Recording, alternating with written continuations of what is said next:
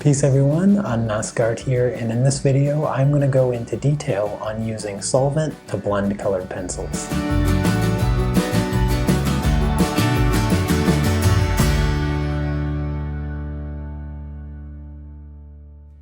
Many of you are probably already familiar with using a solvent, or at least seen others using it, so I wanted to help you gain a better understanding and to use solvent blending more effectively. Anyways, let's go ahead and get started.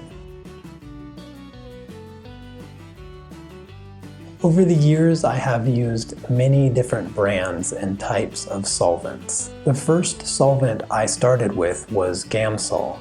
Gamsol is used in oil painting most of the time to thin your oils and to also clean your brushes.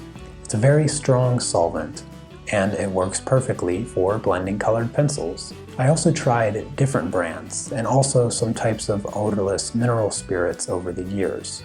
For the past year, I've been using Zest-It, which is a fruit-derived solvent. The reason I'm mentioning this is because regardless of the type or brand of solvent that I've used, the results were always exactly the same. The only difference was the scent and the price. If the smell bothers you, just use a different solvent. So my general rule of thumb here is use whatever solvent you want that doesn't give you a headache. However, I do recommend using the odorless Zest-It because it's also environmentally friendly. Oh, and one more thing. Stop recommending baby oil. Stop commenting that baby oil can be used as a solvent. I'm not sure where this came from, but it's nonsense. Sure, baby oil will blend your colored pencils, but it will also turn your paper yellow. So unless your pencils start needing their diapers changed, I would stick to a solvent that is made for pencils. Okay, so let's talk about the brush you use. Just like paper, this is going to be a personal preference. Everyone has their favorite paper, and so too will they have their favorite brush.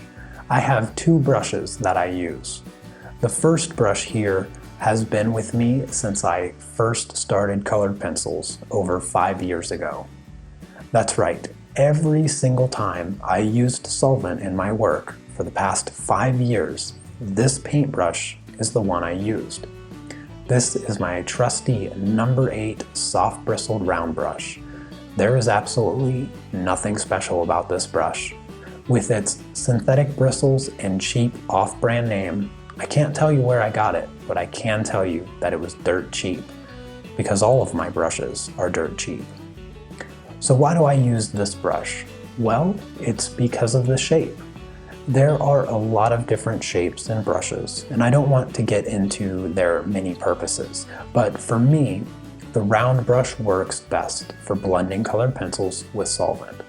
The side of the brush lets you blend large areas with a smooth finish, and the sharp tip gives you all the control you'll need for smaller details. And that's all there really is to it. The only other brush that I use is a number 4 round brush because sometimes the details are just a little bit smaller. And although I recommend a round brush for blending, I suggest you try out other brushes to see which one you like the best, although you can't go wrong with a round brush. Now, just like the topic of brushes, paper is completely subjective. Everyone has their favorite. However, paper choice also affects the use of solvent. Now, there are a lot of different papers out there, so obviously I can't talk about every single one individually. So instead, I'll generalize what you need to know. The smoother, more dense the paper, the less solvent you need to use. So for papers like the Strathmore Bristol, you barely even need solvent. Conversely, the softer, more absorptive watercolor papers, it's going to take more solvent.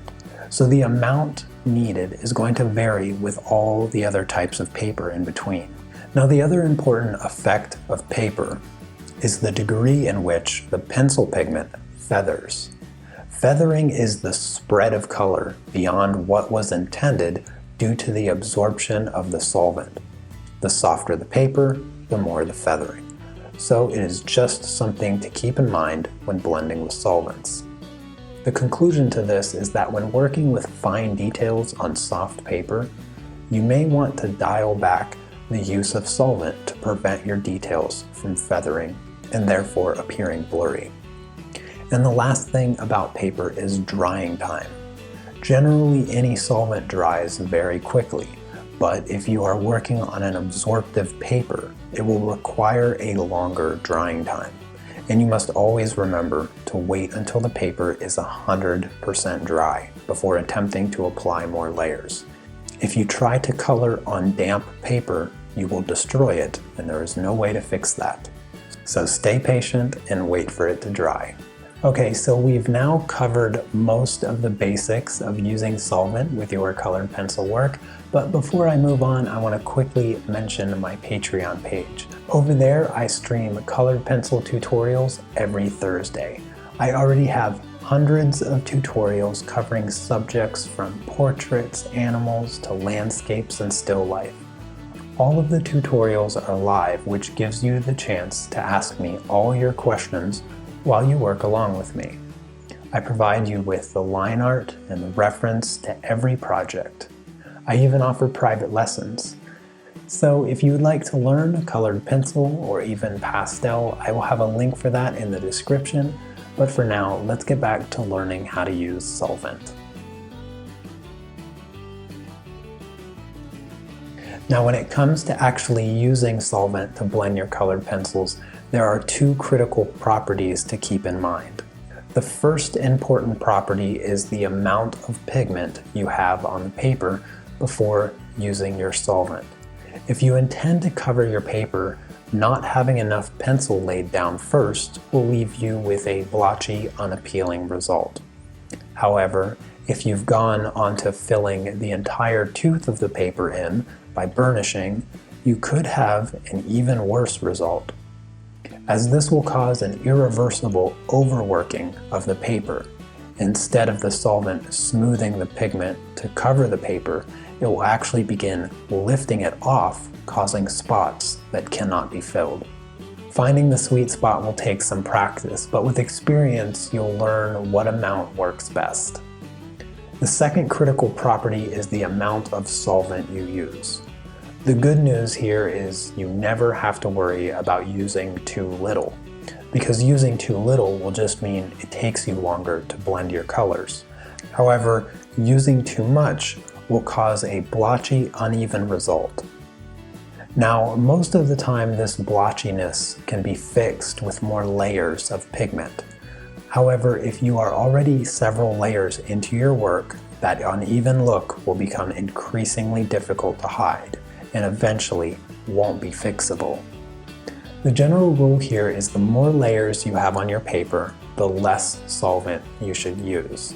If you use too much, it can disturb the layers below, but it's always safe to use too little. Again, experience is going to teach you what the right amount is. Okay, so we've covered a lot of different aspects of using solvent. And most of what I've talked about is using it to get the best results. But within all of that, there is space for experimentation. And I strongly encourage that, because maybe you find a brush that creates a unique texture, or you douse your paper in solvent to smear your pencils in a new direction. I've given you the tools to get clean, consistent results. So what you do beyond that is up to you.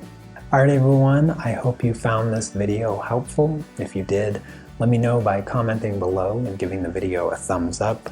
Be sure to subscribe and come join me over on Patreon if you want to learn even more. You can also check out my colored pencil courses on my website. And I'll see you next time. Take care. Peace.